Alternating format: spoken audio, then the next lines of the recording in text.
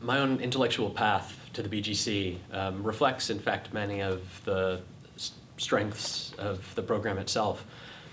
I had a hard time deciding what discipline to focus on in college. I started off as a studio art major, then moved to art history and psychology,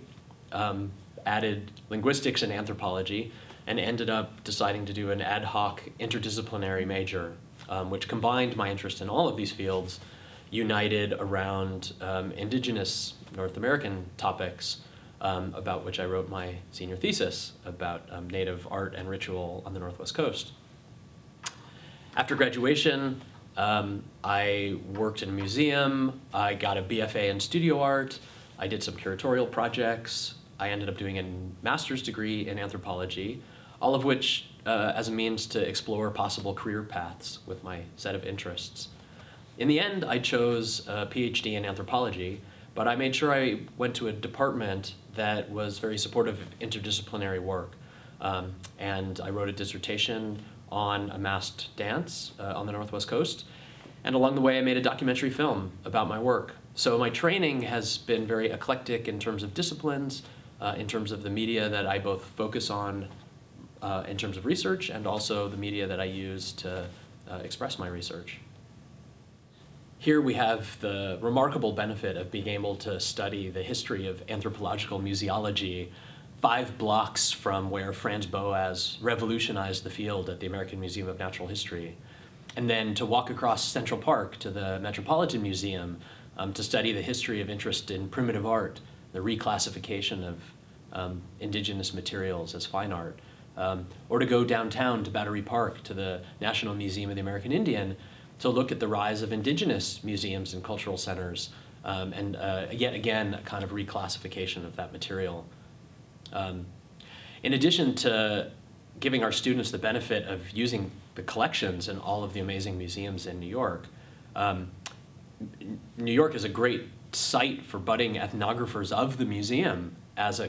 contemporary, modern cultural institution. And at that level, living in New York is a great place to be an anthropologist, where the cultural diversity in the city means that you can do field work with people all over the world just by getting on the subway. So one of the reasons that I chose anthropology as a discipline to focus on is that it provides a set of theoretical and methodological tools to approach just about any aspect of human cultural activity.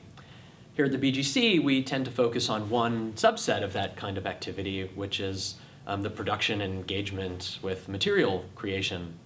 But aside from theory and method, I think anthropology brings something to the BGC that's very important. In addition to approaches to indigenous cultures around the world, there's also an emphasis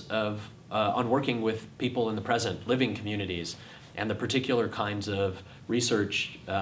ethics and responsibilities that attend to working today. As a curator, one of the great things that I found about being at the BGC is our transdisciplinary orientation. A few years ago, when my students and I curated the first Focus Gallery exhibit that we did here, which was called Objects of Exchange, and which was based on a set of Northwest Coast objects borrowed from the Natural History Museum up the block, we were free from the pressures to frame the material as either fine art or as ethnographic artifact, free from this very stale binary, which really liberated us as curators to tell more complicated and I think interesting stories through the objects that we put on display.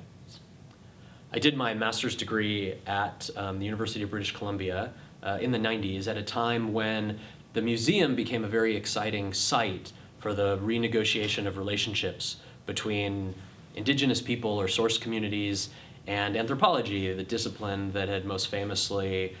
studied their cultures and their art forms. I sort of came of age in museum anthropology in a place and at a time where the museum was a really dynamic place to work and also a really dynamic tool to think with and think about in terms of what it might mean to be an anthropologist working with indigenous people today. Partly because of my training and the communities that I work closely with, I've become very dedicated to developing a kind of shared anthropology, developing collaborative projects, and thinking about public venues for the dissemination of anthropological work today. So a lot of my projects have outputted not only in publications in the scholarly venues, but also films, websites, digital databases, exhibits, other kinds of public presentational formats. And I'd also note, working today with indigenous people, there's a kind of convergence of interest in recuperating the ethnographic archive, whether it's through museum collections or archival film, field notes, in dipping back into this history of ethnographic representation. I'm just now wrapping up a big collaborative project on the film that Edward Curtis made with the Kwakwaka'wakw in 1914, a film called In the Land of the Headhunters. And this project is really the result of just such a convergence between scholarly and indigenous interest in revisiting historic materials, and a project with a division of labor between academic film and music restoration and indigenous public presentation. But our project was really driven by new archival discoveries that I made, that some of my colleagues have made, including original nitrate reels with lost scenes that nobody knew about. And perhaps most importantly, I found the sheet music for the original musical score, which is now thought to be the earliest surviving original musical score for a feature-length American film, period,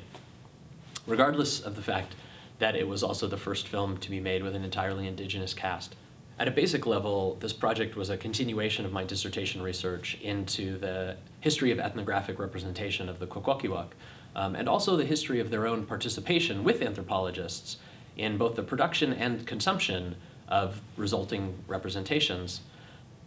Theoretically, it's part of a larger project of mine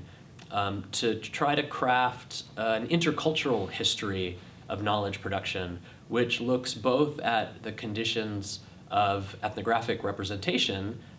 through museum collections, film, photography, writing, and other media, but also to recover a history of indigenous agency in participating with these kinds of projects, and to go beyond a simple critique of colonial representation to try to understand some more specifics about the dynamic of historical and cultural encounter in North America between indigenous peoples and the settlers and foreigners who came to their lands.